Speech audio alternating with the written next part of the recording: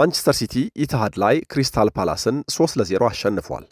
የጓርዲዮላ ሙሉ ትኩረት የኤፍኤ ካፕ ዋንጫ ላይ እንደሆነ የተጫዋቾች ምርጫው ያስታውቅ ነበር።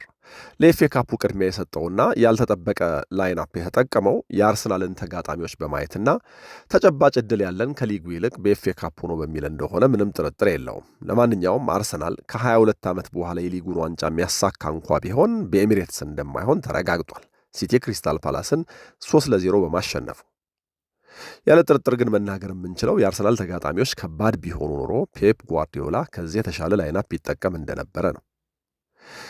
የትላንትናውን የኢትሃድ ጨዋታ ሲቲ ማሸነፍ ባይችል ኖሮ የሚኬል አርቴታ ቡድን በርንሌን ሰኞ ኤሚሬትስ ላይ አሸንፎ ዋንጫውን ያረጋግጥ ነበር። ይሄ ደግሞ ለአርሰናል ነገሮችን የበለጠ ቀላል ያደርግለታል። ምክንያቱም ከሻምፒየንስ ሊጉ በፊት የሚደረገውን የሊጉ የመጨረሻ ቀን ጨዋታ ቡድኑ ሮቴት ማድረግ ስለሚችል ማሳረፍ ስለሚችል በነፃነት ይጫወታል።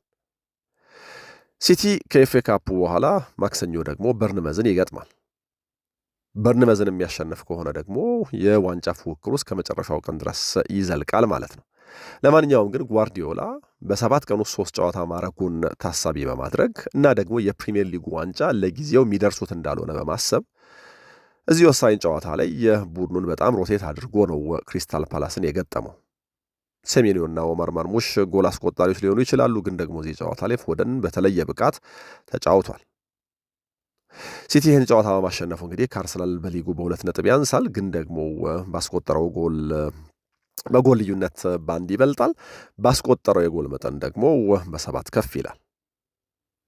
ስለዚህ እስከ መጨረሻው ቀን ድረስ የዋንጫው ፉክክር የሚዘልቅ ከሆነ በተለይ ደግሞ በርንመዝን አሸንፎ አርሰናል ደግሞ በርንሌን አሸንፎ እስከ መጨረሻው ቀን ድረስ ፉክክሩ የሚዘልቅ ከሆነ ምናልባት ይሄ ጎል ዲፍረንስ ወይ ደግሞ ብዙ ያስቆጠረ ምናምን የሚለው ነገር የበለጠ ትርጉም ሊኖረው ይችላል። በእርግጥ ሁሉም ነገር ከሲቲ ይልቅ አርሰናል እጅ ላይ ነው ያለው። ቀሪ ጨዋታዎቹን ካሸነፈ እነዚህ ሁሉ ነገሮች ከግምት ስለማይገቡ እና ደግሞ ቀጣይ ተጋጣሚው በርንሌ በመሆኑ የሚደረገውም ኤሚሬትስ ላይ በመሆኑ ጨዋታው የአርሰናል ደጋፊዎች ተስፋቸው በጣም ሙሉ ነው። ምክንያቱም በቅርቡ በኤሚሬትስ ጨዋታዎችን ማሸነፍ ብቻ ሳይሆን በኤሚሬትስ ያለው ሙድ ሙሉ በሙሉ ተቀይሯል እና ደግሞ በውድድር ዘመኑ የመጨረሻው የኤሚሬትስ ጨዋታ ነው። ለማንኛውም ግን የጓርዲዮላን ምርጫ በአጠቃላይ ጨዋታውም ላይ የነበረውን ነገር አንድ ባንድ ለማንሳት እንሞክር። እንደ ቡድን ሲቲ ማድረግ ያለበትን ነው ያደረገው ብሎ መናገር ይቻላል። ምክንያቱም አስቀድሜ እንዳልኩት የጓርዲዮላ ሙሉ ትኩረት የኤፍኤ ካፑ ነው። በተወሰነ መልኩ ሰዎች ሰርፕራይዝድ ሆነው ሊሆን ይችላል ጓርዲዮላ በመረጠው ላይንአፕ። ግን የጓርዲዮላ ሙሉ እምነት ከላይንአፑ በመነሳት መደምደም እንደምንችለው አርሰናል ቀጣዮቹን 2 ጨዋታዎች ያሸንፋል። አንደኛ ተጋጣሚዎቹ የዛን ያክል ከባድ አይደሉም። ለምሳሌ ከበርንሌ ጋር የሚጫወተው ሜዳው ላይ ነው እና ደግሞ የመጨረሻው ቀን ጨዋታ የሚደረገው ከክሪስታል ፓላስ ጋር ነው። ሲቲ ትላንት ከገጠመው ቡድን ጋር ክሪስታል ፓላስ ይህን የመጨረሻ ቀን ጨዋታ ካደረገ ከ3 ቀን በኋላ በኮንፈረንስ ሊግ ፍጻሜ ይሳተፋል። ስለዚህ ቡድኑ ሮቴት አድርጎ ደካማ ቡድን ይዘው የመግባት እድሉ ሰፊ ነው። ኢቭን እንደ ሁለተኛ አማራጭ የሚጠቀማቸው በርከት ያሉ ተጫዋቾች ተጎድተውበታል። ስለዚህ ከዚህ አንጻር አርሰናል የቤት ስራው በጣም ቀለል ብሎ እነዚህን 2 ቡድኖች ያሸንፋል የሚል እምነት ፔፕ ጓርዲዮላ እና ማንቸስተር ሲቲ ጋር ያለ ይመስላል። ስለዚህ ሙሉ ትኩረታችንን የኤፍኤ ካፑ ላይ አድርገን ይህንን ጨዋታ በእነዚህ ተጫዋቾች አፕሮች እናድርግ፣ በእነዚህ ተጫዋቾች እንጀምር ያለ ይመስላል።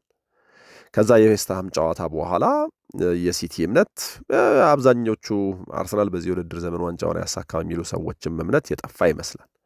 ምክንያቱም በጣም ከባዱ ጨዋታ የዌስትሃሙ ጨዋታ ነበር። ኦፍኮርስ ደግሞ በጣም ከባድ እንደነበረ ጨዋታው ላይ መገንዘብ ችለናል። ስለዚህ ጓርዲዮላ አቴንሽኑን ወደ ኤፍኤ ካፑ ሽፍት ማድረግ ነበረበትና ይህንን አድርጎታል። የበርንሌውና የክሪስታል ፓላሱ ጨዋታ አርሰናል ሊንሸራተት የማይችልበት እንደሆነ በማሰብ ማለት ነው እና የጓርዲዮላ ምርጫ ከዚህ አንጻር ነው እንግዲህ በዚህ ጨዋታ ላይ ብዙዎችን ሰርፕራይዝ ያደረገው። የሚኬል አርቴታ ቡድን ግን በጣም ጠንካራ ተጋጣሚዎች ቢኖሩት ኖሮ ሜዳውም ላይ ሆነ ከሜዳ ውጭ የሚያደርጋቸው ጨዋታዎች ወይ ደግሞ 2 የመጨረሻ ተጋጣሚዎቹ በጣም ከባድ ቢሆኑ ኖሮ ያለ ጥርጥር ጓርዲዮላ ጠንካራውን ቡድን ያሰልፍ ነበር። ምክንያቱም ደካማ ቡድን ወይ ደግሞ በንጽጽር ብዙ ሮቴት የተደረገ ቡድን ከክሪስታል ፓላስ ጋር ለምሳሌ አሰልፎ እዚህ ጨዋታ ላይ ነጥብ መጣል ሊያስከፍል የሚችለውን ዋጋ ያውቀዋል። ይልቁን ጨዋታውን በማሸነፍ አርሰናል የቤት ስራውን ይሰራል አይሰራም የሚለውን ነገር የበለጠ ጥያቄ ያደረገው ነበር።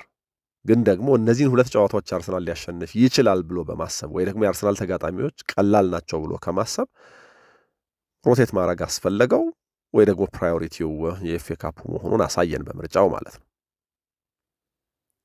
እና ለማንቸስተር ሲቲ ከዚህ የኤፍኤ ካፕ ጨዋታ በኋላ በተለይ በሚቀጥለው ማክሰኞ ከበርንመዝ ጋር የሚያደርገው ጨዋታ ከኤፍኤ ካፑ የፍጻሜ ጨዋታ ከ3 ቀን በኋላ ማለት ነው በጣም ትሪኪ ነው። አንደኛ በርንመዝ በሜዳውም ይሁን ከሜዳ ውጪ በጣም አስቸጋሪ ቡድን ነው። በጀብደኝነት በድፍረት የሚጫወት ቡድን ነው የኢራዮላ ቡድን። የኢራዮላ የመጨረሻ ዓመት እንደሆነ እናውቃለን። በሜዳው እንግዲህ በሚያደርገው በዚህ የመጨረሻ ጨዋታ የአሰልጣኙንም ሽኝት ለማሳመር ከዛ በኋላ ደግሞ እንግዲህ የአውሮፓ መድረክ ተሳትፎም በርንመዝ በዚህ ውድድር ዘመን በተለይ ደግሞ አጋማሹ ላይ በፍጹም የሚታሰብ አልነበረም። በአስደናቂ ሁኔታ እዚህ ፖዚሽን ላይ ተገኝቷል። ስለዚህ ይሄ ጨዋታ ለሲቲ በጣም ፈታኝ ነው የሚሆነው። የኤፍኤ ካፑ ፍጻሜ ከተደረገ ከ3 ቀን በኋላ ነው ደግሞ የሚደረገው። የኤፍኤ ካፑ ፍጻሜ ደግሞ በመደበኛው 90 ደቂቃ የማይጠናቀቅ ከሆነ ሌላ ድካም ለሲቲ ይፈጥራል ማለት ነው። ስለዚህ ያለ ጥርጥር ፔፕ ጓርዲዮላ የሆነ ነገር ማድረግ ነበረበት። እሱን ነው ያደረገው። ለነገሩ ጓርዲዮላ ብቻ ሳይሆን ኢትሃድ አካባቢ ያለውንም ስሜት የማንቸስተር ሲቲ ጉዳዮች የአትሌቲክስ ዘጋቢ ሳምሊ ደጋፊው አካባቢ ያለውም ከዋንጫ ጋር የተያዘ ህልም መክኗል ወይ ደግሞ ተስፋ የሚያደርጉ ደጋፊዎች ቁጥር በጣም ጥቂት ነው በማንቸስተር ሲቲ ደጋፊዎች ዘንድ። አሁን የፕሪሚየር ሊግ ዋንጫ ሚነካ የሚዳሰስ እንደሆነ አይታሰብም የሚል አንድ ጽሑፍ አስፍሯል። ስለዚህ የጓርዲዮላ ምርጫ ይህንን ታሳቢ ያደረገ ነው። እዚህ ጨዋታ ላይ ግን ምናልባት በበጎነት ልናነሳው የምንችለው ነገር ካለ ጓርዲዮላ ሮቴት ያደረገው ቡድን በጣም ጥሩ ተጫውቷል። 3 ጎሎች ያስቆጥሯል። ከዛ በላይ ሊያስቆጥር የሚችልበትም እድል ነበረው እና እዚህ ጨዋታ ላይ በጣም ግሩም ሆኖ ያየነው ከረዥም ጊዜ በኋላ ፊል ፎደንን ነው እና ፊል ፎደን በድጋሚ የሚነሳ እስከማይመስል ድረስ በጣም አስደንጋጭ መውረድ ነው የወረደው በዚህ ውድድር ዘመን። በእርግጥ ገና 25 ዓመቱ ነው። እርሊ ስላየ ነው ወይ ደግሞ በጣም ብዙ ስላየ ነው እንደው ከዚህ በኋላ አይነሳም አበቃለት ምናምን ነገር ልንል እንችል ይሆናል። ማለት ይሄ በእድሜ የገዘፈ የተለቀ መስሎን፣ ግን ደግሞ ገና 25 ዓመቱ ነው። በእርግጥ የፊል ፎደን ብቃት በጣም ደካማ መሆኑ በእንግሊዝ ብሔራዊ ቡድን ብቻ ሳይሆን በፔፕ ጓርዲዮላም ዘንድ ተመራጭ ሳያደርገው ቆይቷል። በእርግጥ እንደውም ቶማስ ቱኸል እድል ሰጥተውታል እና በቅርብ ጊዜ ለብሔራዊ ቡድን ያው ዋነኞቹ ተጫዋቾቻቸው በተለያየ ምክንያት አንዳንዶቹ በጉዳት አንዳንዶቹ በድካም ምክንያት የመጨረሻ ኢንተርናሽናል ያለፈውን ኢንተርናሽናል ብሬክ በሚገባ ከብሔራዊ ቡድን ጋር ባለማሳለፋቸው ባለመጫወታቸው ምክንያት ቶማስ ቱኸል ወደ ዓለም ዋንጫ የመሄድ ያው ተቀዳሚ ምርጫቸው ያልሆኑ ግን ደግሞ እድል ሊኖራቸው ይችላል ብሎ ያሰቧቸውን ተጫዋቾች ጠርተው ነበር። አንደኛው ፊል ፎደን ነው እና ምንድን ነበር ያሉት ቶማስ ቱኸል ያው ወደ ካምፑ ሲመጣ በጣም በተለየ ፈገግታ ነው። በጣም ብራይት ነበር። ልምምድም ላይ በጣም ጥሩ ነው እና ልምምድ ላይ ባየሁት ነገር ተደስቼ ስለነበረ ጨዋታዎችም ላይ በዛ ልክ ሰርፕራይዝ ያደርገኛል የሚል እምነት ነበረኝ። ግን ደግሞ እውነታው እሱ አይደለም። በጣም ሲቸገር ነው የተመለከትኩት ብለዋል። ይሄ ማለት ወደ ዓለም ዋንጫ የመሄድ ተስፋ ወይ ደግሞ እድል የለውም ማለት ነው። በቃ የፎደን የዚህ ውድድር ዘመን መገለጫ ይሄ ነው።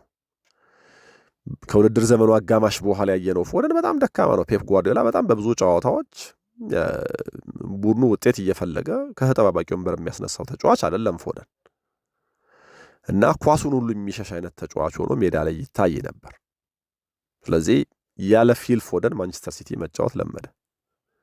ግን ደግሞ በቅርብ ጊዜ ብሬንትፎርድን በገጠሙበት ጨዋታ ፔፕ ጓርዲዮላ የጥልቅ አማካይ አድርጎ አጫወተው። ጥሩ ተጫወተ ከረዥም ጊዜ በኋላ። ከፓላስም ጋር በተመሳሳይ መንገድ እንደዚህ እንዲጫወት አደረገው፣ ከጥልቅ እንዲነሳ። ግን ደግሞ አደጋ ወይ ደግሞ ትልልቅ እድሎች የፈጠረው ሳጥኑ አካባቢ ነው። በተለይ ለሴሜኑ የሰጠው የባኪል ወይ ደግሞ የተረከዝ ኳስ በጣም ግሩም ነው። ምናልባት የሆነ ጊዜ ሼርኪ ሲያደርገው ምናምን የምናየው እንጂ ከፎደን ብዙ የተለመደ አይደለም እና የጨዋታው ልዩነት ፈጣሪ ሆኗል። በሲቲ ደጋፊዎችም ሞቅ ያለ አቀባበል ተደርጎለታል እና ይሄ ምናልባት በተለይ በኤፍኤ ካፑ ፍጻሜ የፔፕ ጓርዲዮላን ከተጠባባቂ ወንበር የሚነሱ ተጫዋቾች ምርጫ ከማስፋት አንጻር ትልቅ ዕድል ይኖረዋል። ከዛ ውጭ ግን በትልቁ ሊነሳ የሚችለው ለቶማስ ቱኸል በእርግጥ ከአንድ ጨዋታ ተነስተው ፊል ፎደንን ወደ ዓለም ዋንጫ ይዤው እሄዳለሁ የሚል ስሜታዊ ውሳኔ አይወስኑ። ግን ደግሞ የኤፍኤ ካፑን ፍጻሜ ጨምሮ ቀሪ ጨዋታዎቹን እንደዚህ ባለ መንገድ ካደረገ ለምሳሌ ተጫዋች ቢጎዳ ወይ ደግሞ እንደው በሆነ አይነት መንገድ ለዚህኛውን ቦታ ይሆነኛል ብለው ቢያስቡ ሐሳባቸውን እንዲቀይሩ ሊያደርግ ይችል ይሆናል። ግን እንዳልኩት ይሄ ከረጅም ጊዜ በኋላ የታየ አንድ ፐርፎርማንስ ነው ወይ ደግሞ ጥሩ ሲንቀሳቀስ የታየበት ነው። የጓርዲዮላ ምርጫዎች በተመለከተ ቅድም የተወሰኑ ነገሮች ላነሳ ሞክሬያለሁ። ግን በዚህ ውድድር ዘመን የጓርዲዮላ ምርጫዎች በጣም በተደጋጋሚ የሚመረጡ ተጫዋቾችን አሳይተውናል እና የሆነ ጊዜ ተጫዋቾች ቶሎ ቶሎ ይለዋወጡ ነበር። ከዛ በኋላ ግን በወጥነት የሆኑ ተጫዋቾችን መጠቀም ጀመረ። ከፈረንጆቹ ገና በፊት ለምሳሌ ተከላካይ መስመሩ ላይ ሩበን ዲያዝ እና ዮሽኮ ግቫርዲዮልን በብዛት ይጠቀም ነበር። ከዛ በኋላ እነዚህ ተጫዋቾች ሲጎዱ ኩሻኖቭ እና ማርጌይ የጥር ግዢ ነው እዚህ ቡድን ውስጥ በቋሚነት መጫወት ጀመሩ። ፎደን፣ አይት ኑሪ፣ ኦማር ማርሙሽ፣ ኒኮ ጎንዛሌዝ አይነት ተጫዋቾች ምንም እድል አልነበራቸው። በእርግጥ ከፈረንጆቹ አዲስ ዓመት በኋላ እንደውም ፎደን እና ጎንዛሌዝ በንጽጽር ቡድን ውስጥ ገባ ወጣ ማለት ጀምረው ነበር። ጎንዛሌዝ በእርግጥ የክሪስታል ፓላሱ ጨዋታ ላይ ስብስብ ውስጥም አልተካተተም። ምክንያቱ ምን እንደሆነ አልታወቀም እና በክረምት ክለቡ ሊለቅ ይችላል ተብሎ ነው የሚታሰበው። በቅርቡ ማንቸስተር ሲቲ የሚያደርጋቸው ጨዋታዎች ላይ ብዙ ተሳትፎ አያደርግም። ለዛውም ሮድሪ በጉዳት እዚህ ቡድን ውስጥ ሳይሰለፍ ወይ ደግሞ ሳይጫወት እና አስቀድሞ በሮድሪ ወደ ብቃቱ መመለስ ምክንያት ነው ኒኮ ጎንዛሌዝ የማይሰለፈው የሚል እምነት ነበር። ግን ደግሞ አሁን ሮድሪ ከእይታ በጠፋበት በተጎዳበት ጊዜ እንኳን ኒኮ ጎንዛሌዝ እየተጫወተ አይደለም። ይሄ የኒኮ ጎንዛሌዝን የሲቲ ቆይታ በጣም ጥያቄ ውስጥ ይከተዋል። ሌላኛው ግብፃዊው ማርሙሽ ነው። እሱም እንደዚሁ በክረምቱ ክለቡ ሊለቅ እንደሚችል ማሰብ ይቻላል። ምክንያቱም ሃላንድ የሆነ ነገር ካልሆነ በስተቀር ማርሙሽ እዚህ ቡድን ውስጥ እንደማይጫወት አይተናል። ሌላኛው በጣም የሚያስደነግጠው የሳቪኒዮ ጉዳይ ነው። ብራዚል ጊዜያዊ 55 ተጫዋቾች ምርጫ ስታደርግ በካርሎ አንቸሎቲ አማካኝነት ከ55 ውስጥ አልተካተተም። እንግዲህ እነዚህ 55 ተጫዋቾች ውስጥ አብላጮቹ ወደ ዓለም ዋንጫው የማይሄዱ እንደሆነ ይታወቃል። ግን ደግሞ ወደ ዓለም ዋንጫ የሚሄዱ ተጫዋቾቻቸው ቢጎዱ የሆነ ችግር ቢገጥማቸው ወይ ደግሞ እንደው ለአንዳንድ ቦታ ጥያቄ የፈጠሩባቸው ምርጫዎች ቢኖሯቸው ከዚህ በፊት እነሱን ለመተካት የተደረገ ነው። አሰልጣኙን የማሳመን የመጨረሻ ምርጫ ነው። እንደዛ የማድረግ ምርጫ ውስጥ እንኳን አልተካተተም። ምን ያክል ደካማ እንደነበረው የመጥፎ ሲዝን እንዳሳለፈ ማሳያ ነው። ሰሜኑም ከረጅም ጊዜ በኋላ እንግዲህ ወደ ጎል አስቆጣሪነት ተመልሷል። ከበርንመዝ ከመጣ በኋላ በፈጠረው ተጽዕኖ በጣም ብዙ ሲወደስ ነበር። ግን በቅርቡ ብዙ ጥያቄ የሚያስነሳ ነበር የዚህ ተጫዋች ፐርፎርመንስ። እንደውም አንዳንዶች በዚህ ውድድር ዘመን ሲቲ ዋንጫውን ለማጣቱ አንዱ ምክንያት እሱ ነው ምናምን ነገር በሚል ያመከናቸውን ኳሶች ታሳቢ የማድረግ ሲወቅሱት ሰምተናል። ግቫርዲዮል ከረጅም ጊዜ በኋላ ከ4 ወር ከምናምን በኋላ መጥቶ ጥሩ ተጫውቷል። ጆን ስቶንስም እንግዲህ ለሽኝት የሚሆን ነገር እንደዚህ ባለ መንገድ ማድረግ ችሏል። ለማንኛውም ሲቲ እንደዚህ ባለ መንገድ ሮቴት አድርጎ እንደዚህ ባለ መንገድ ተጫዋቾቹን ቀያይሮ ነው የተጫወተው። ፔፕ ጓርዲዮላ ለአንዳንዶች እዚህ ጨዋታ ላይ ቁማር ነው የቆመረው። ምክንያቱም አሁንም የፕሪሚየር ሊጉ 2 ጨዋታዎች ይቀሩታል። ስለዚህ ጠንካራው ላይናፕ በመጠቀም ጨዋታዎችን ማሸነፍ ግድ ነው ብሎ የሚያስቡ ሰዎች አሉ። እውነታው ግን አርሰናል የሚገጥማቸው በርንሌ እና ክሪስታል ፓላስ በርንሌ በደካማነቱ እና ደግሞ የሚጫወተው ኤሚሬትስ ላይ በመሆኑ አርሰናል አሁን ጥሩ ሞመንተም ላይ ነው ያለው። የኤሚሬትሱ ድባብ በጣም የጋለ የሞቀ ነው። ስለዚህ በኤሚሬትስ በርንሌ ላይ ያሸንፍ የሚችልበት ድል የለም ተብሎ ነው የሚታሰበው።